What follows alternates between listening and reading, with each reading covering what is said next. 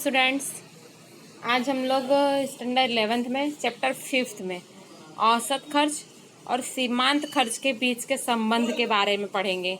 तो देखिए, जैसा कि हमने औसत खर्च के बारे में पढ़ ही लिया है, सीमांत खर्च के बारे में भी हमने डेफिनेशन पढ़ी और साथ साथ में उसकी आकृति भी देखी हम।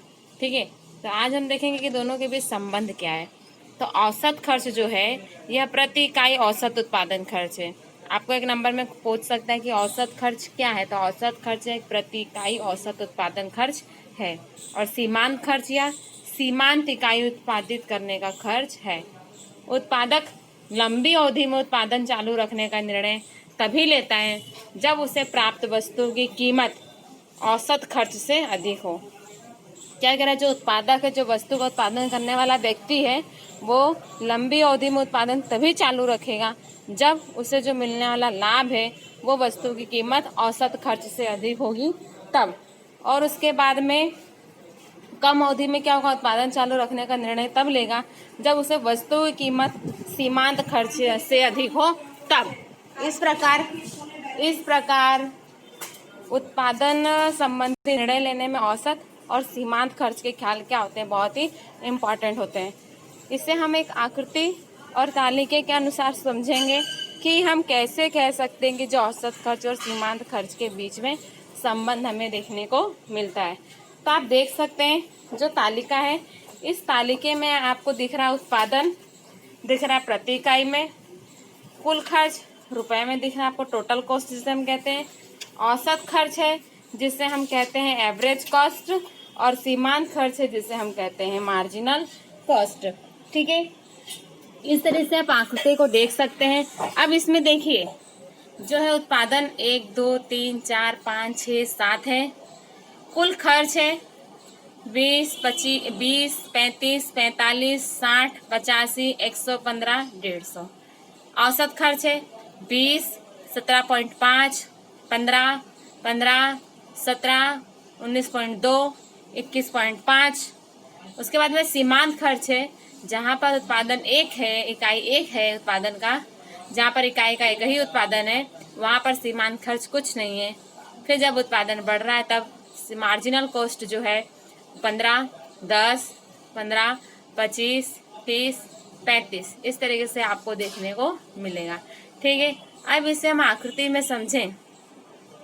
तो जैसे कि आप तालिके को देखोगे तो आपको देखने को मिल रहा है, तालिके में आप समझ सकते हैं कि जैसे जैसे उत्पादन का प्रमाण बढ़ रहा है, 1 2 3 4 5 6 7 हो रहा है, वैसे वैसे शुरुआत में औसत खर्च क्या हो रहा है, औसत खर्च होगा। देखिए आप तालिके में देखोगे औसत खर्च और सीमांत खर्च दोनों क्या हो रहे हैं, घट रहे हैं।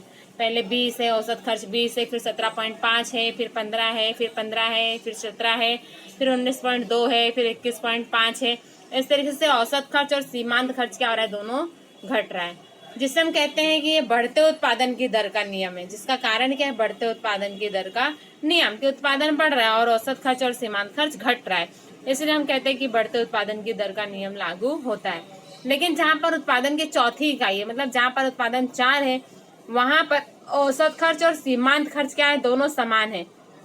आप लोग तालिका में देखोगे तो औसत खर्च और सीमांत खर्च जो है उत्पादन की 4 इकाई पे 15 15 है, वो दोनों समान है, जिससे जो औसत खर्च लघुत्तम होता है और उसके बाद घटते उत्पादन की दर का नियम प्रभावी होने से औसत खर्च और सीमांत खर्च दोनों बढ़ने लगता है।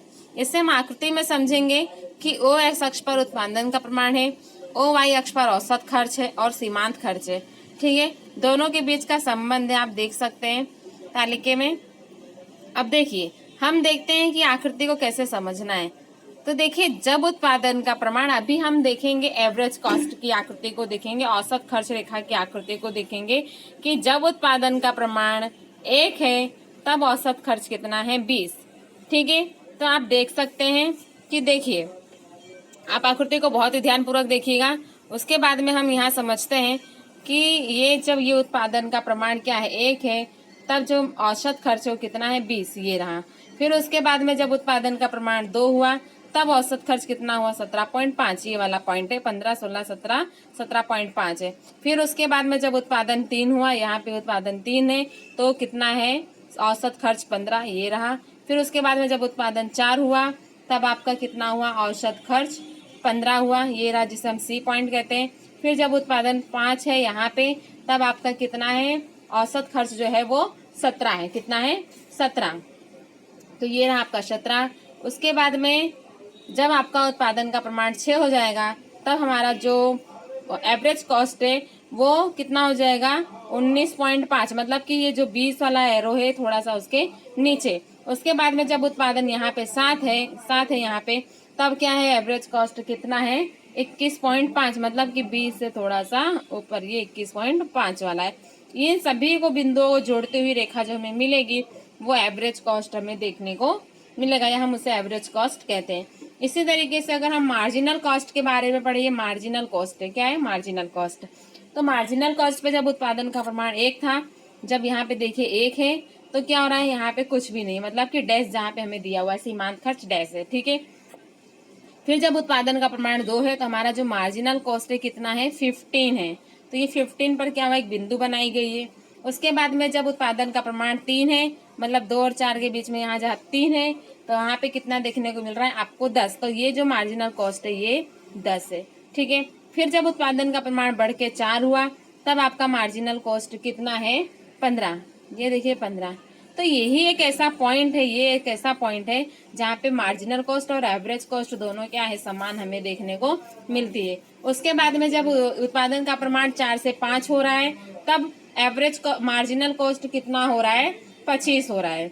आप देख सकते हैं, ये रहा 25 वाला पॉइंट, ये रहा। उसके बाद में जब उत्पादन का प्रमाण 6 हुआ, तो मार्जिनल कॉस्ट कितना है, 30 है, ये रहा 30 वाला, ठीक है। उसके बाद में जब फिर उत्पादन का प्रमाण 7 हुआ, 6 से 7 हुआ, तब आपका मार्जिनल कॉस्ट हमें देखना आप तालिके में, तो 35 आपको देखने को मिलेगा।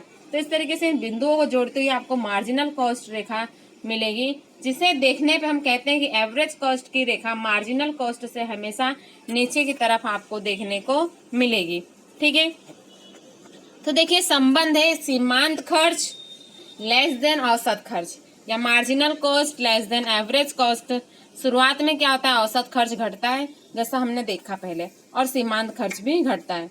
लेकिन औसत खर्च में जो होने वाली कमी है वो सीमांत खर्च की अपेक्षा होने वाली कमी तीव्र होने से औसत खर्च की रेखा क्या होती है, हमेशा सीमांत खर्च की रेखा से नीचे होती है। ठीक, आप तालिके में देखोगे कि औसत खर्च क्या हो रहा है, सीमांत खर्च के कंपैरिजन में बहुत तीव्र गति से घटता है, इसलिए उसकी रेखा नीचे होती है।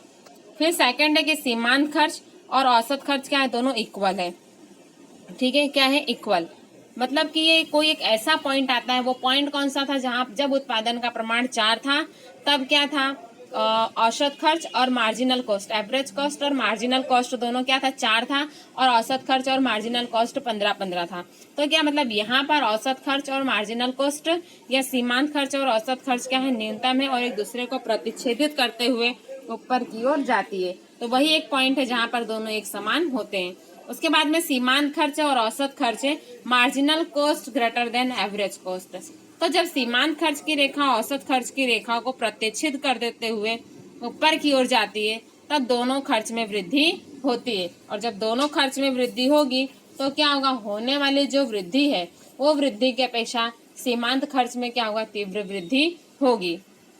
और उससे क्या होगा, जब तीव्र वृद्धि होगी तो औसत खर्च की रेखा और सीमांत खर्च की रेखा आकृति में ऊपर की ओर दर्शाई देगी। पहले में क्या है कि जो औसत खर्च की रेखा है वो नीचे दिखेगी, देखने को मिलेगी नीचे की तरफ। फिर सेकंड में सीमांत खर्च और औसत खर्च दोनों समान देखने को मिलेगा, और तीसरे संबंध में जो सीमांत खर्च है वो औसत खर्च को स्पर्श करते हुए ऊपर की तरफ देखने को मिलेगी। तो बच्चों बस आज आप लोगों को सिर्फ ये औसत खर्च और सीमांत खर्च के बीच संबंध को आकृति के द्वारा, तालिके और आकृति के द्वारा बहुत ही स्पष्ट तरीके से समझ के अपनी नोटबुक में आप लोग को लिखना है और मुझे मेरे नंबर पर भेजना है। धन्यवाद।